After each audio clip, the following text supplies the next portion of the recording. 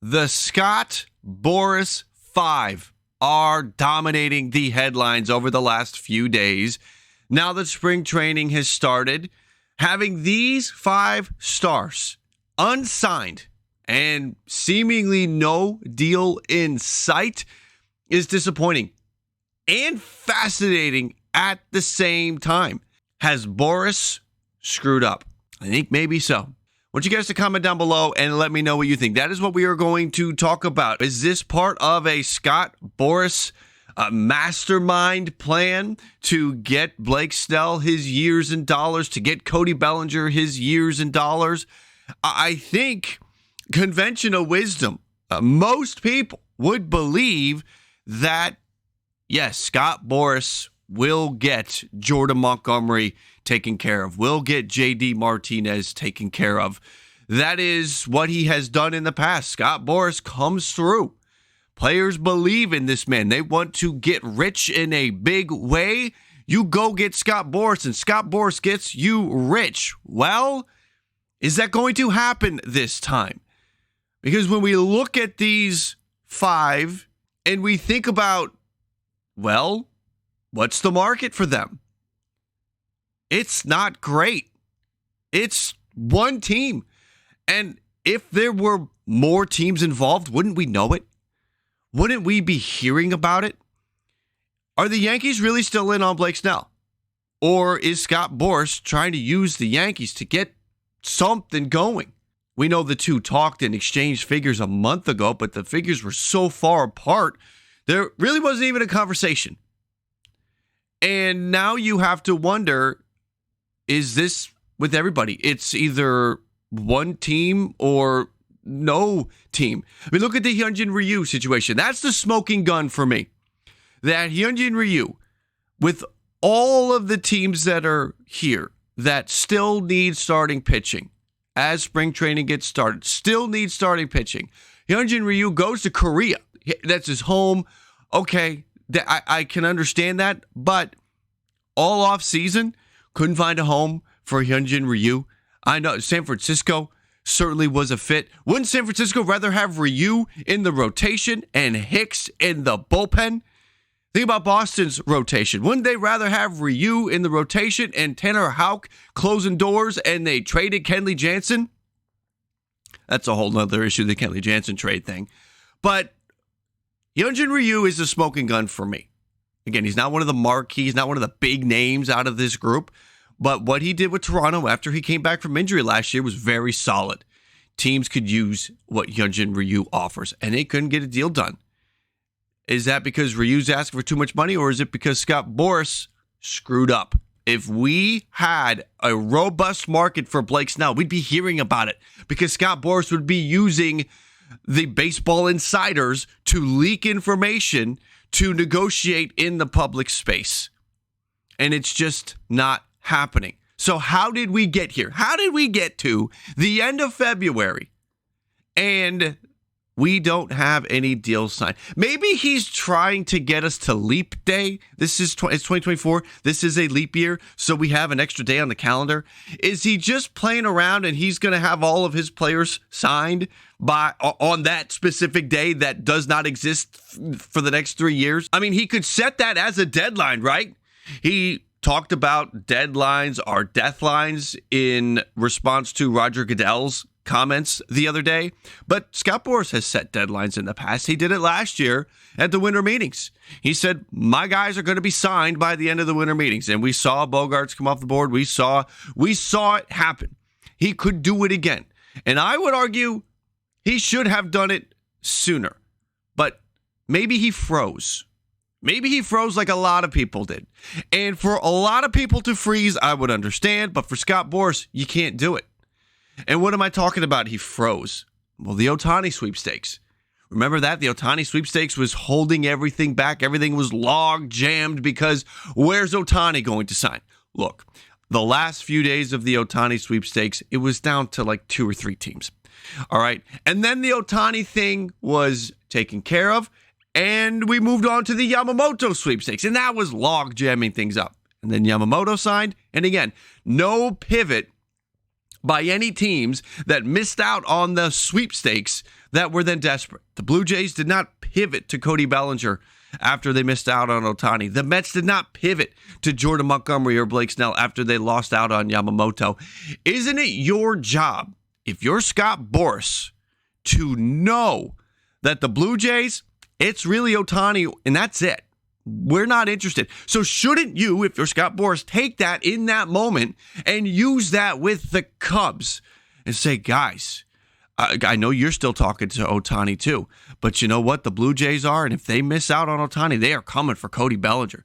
You got to push that button hard so that the Cubs are ready. If they when they inevitably missed out on Ohtani as well, that they were ready to go and bring Cody Bellinger back. I feel like there have been many opportunities for Boras to strike. He hasn't done it. He could have set deadlines earlier. He could have used, when there were more players on the board, he could have used that time, because more players means there were more open spots on rosters. Now we're at a point where rosters are filling up. Teams don't have the need. The players, Scott Boras and his players, don't have the leverage right now. The teams have all the leverage. We have Tom Ricketts talking about how he doesn't talk to Scott Boras. And Scott Boras is responding to that, saying he doesn't know what does that even mean. I talked to Tom Ricketts. That's what owners do. Scott Boras says to those comments from Tom Ricketts. And Tom Ricketts like, I don't talk to him. Teams apparently, whether you want to call it fed up or just not interested, they're not doing deals with these guys. So many things have happened this offseason. We just talked about the players, but also outside of the players, you have the RSN issues. That's another one. Scott Boras, isn't it your job to know that the Rangers are screwed when it comes to their RSN? And therefore, having maybe Jordan Montgomery wait to see what happens with the Rangers is a bad move?